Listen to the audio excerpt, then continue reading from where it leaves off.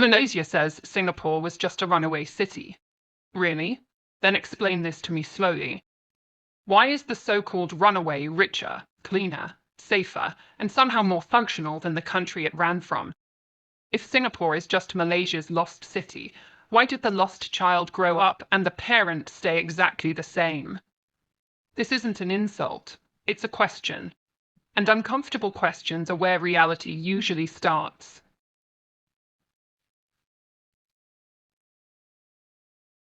Let's begin with the phrase itself. Singapore is just Malaysia's lost city. You hear this a lot in Malaysian online spaces, sometimes joking, sometimes bitter, sometimes defensive. The implication is simple. Singapore didn't build anything, it just left. It took Malaysia's land, people, ports, trade routes, and then got lucky. That story feels good. It protects national pride.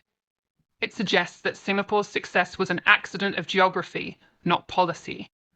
But here's the problem. Geography didn't design Singapore's housing system. Geography didn't enforce clean governance.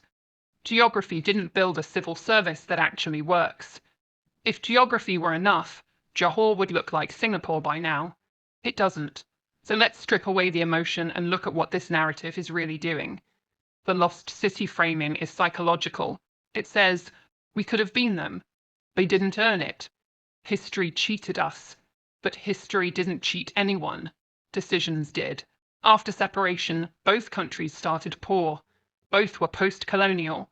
Both faced ethnic tension, unemployment, housing shortages. Same region, same era, same starting line. Then the paths split. One country treated governance like an engineering problem. The other treated it like a political inheritance. And inheritance always rots when no one feels responsible for results. Calling Singapore a lost city is a way of avoiding the harder truth, that Singapore didn't run away.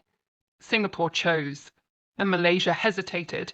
That gap never closed. It compounded.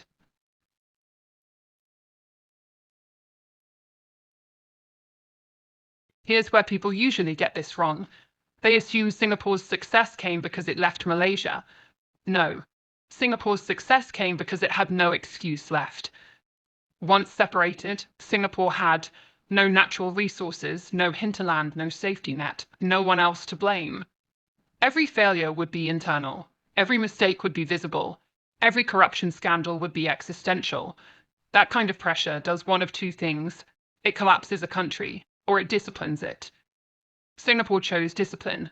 Malaysia, meanwhile, had land, population, agriculture, oil, palm, minerals. Plenty of buffer. And buffers create complacency. When you can afford inefficiency, you tolerate inefficiency. When you can afford patronage, you normalize patronage. Singapore couldn't afford anything. So policy became survival. Housing wasn't ideology. It was math. Education wasn't pride. It was manpower. Anti-corruption wasn't moral. It was practical. You don't clean corruption because it's virtuous. You clean it because corruption is expensive. Malaysia, by contrast, kept negotiating with itself. Ethnic quotas, political compromises, rent-seeking. Not evil, not stupid, just slow. And in economics, slow is fatal. So when Malaysians say Singapore is just a runaway city, what they're really saying is they escaped the compromises we never resolved. That's not luck. That's consequence.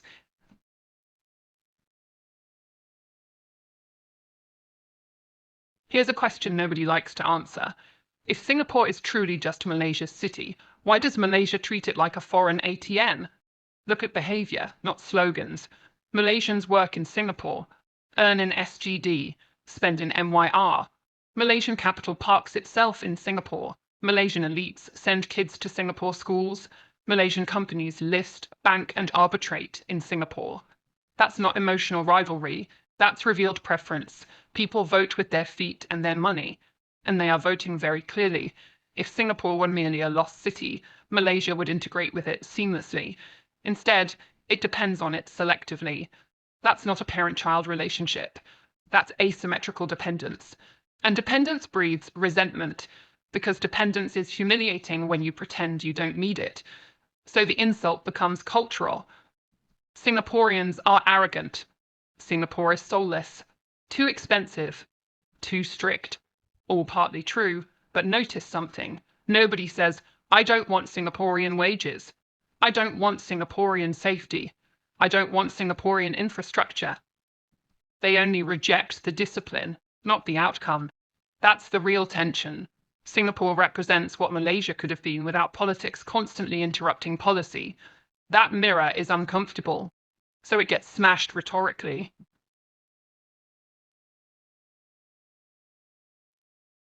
Now let's be fair, this isn't a one-sided delusion.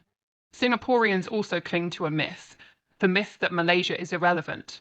But Singapore outgrew Malaysia and owes nothing to it. That's nonsense. Singapore's labour, food, water, logistics, weekends, and emotional release are deeply tied to Malaysia. Malaysia is Singapore's pressure valve. Singapore works because Malaysia exists nearby.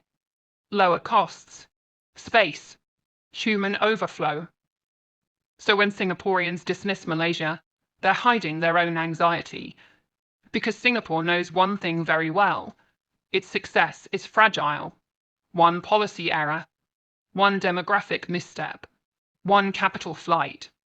Singapore doesn't have margin for chaos. Malaysia does. That difference creates two insecurities. Malaysia fears we missed the future. Singapore fears we are one mistake away from falling. So both sides cope differently. Malaysia uses sarcasm and historical framing. Singapore uses metrics and superiority. And the comment sections explode because neither side is fully wrong. Singapore is not Malaysia's lost city. But it is Malaysia's alternative timeline. A version where policy beat politics, discipline beat sentiment, outcomes beat narratives. And that's why this comparison never dies. Because it's not about borders. It's about regret and fear arguing with each other online.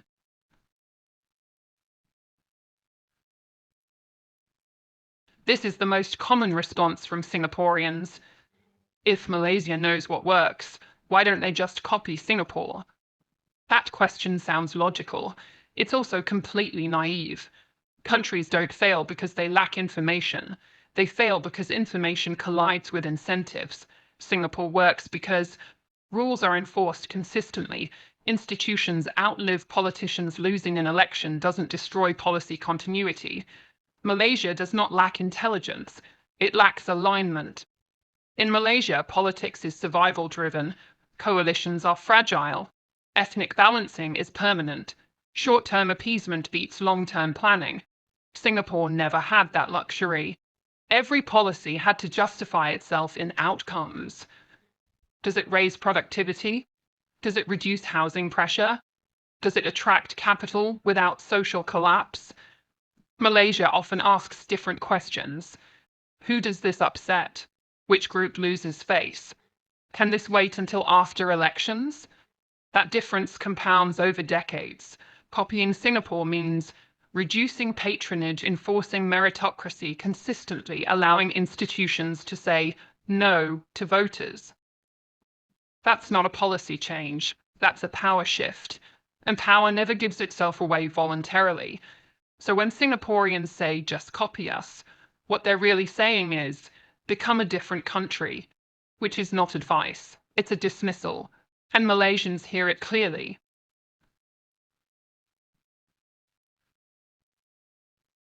This argument doesn't exist because of economics. It exists because of identity.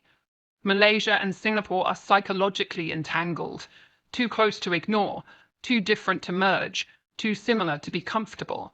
Malaysia looks at Singapore and sees efficiency without warmth, success without narrative order, without forgiveness. Singapore looks at Malaysia and sees freedom without structure, diversity without coherence, potential without execution. Both are half right. And that's why neither side wins the argument.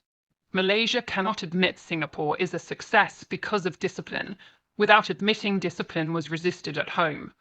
Singapore cannot admit Malaysia matters deeply, without admitting vulnerability. So instead, the fight moves online. Lost city. arrogant city, soulless, backward, lucky, overrated.